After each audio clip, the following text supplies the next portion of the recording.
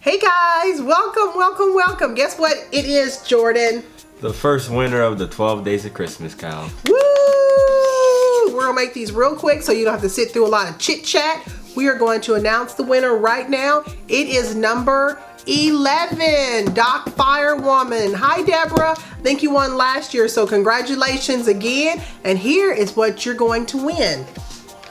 You've got this beautiful espresso, express yourself. Oops.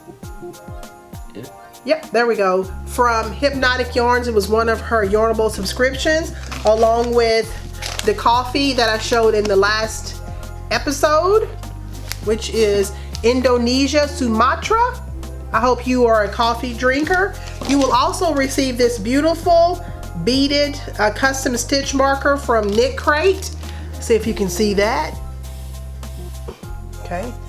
And you will also receive this beautiful canvas bag, blank canvas bag that you will be able to stuff with wonderful amounts of yarn.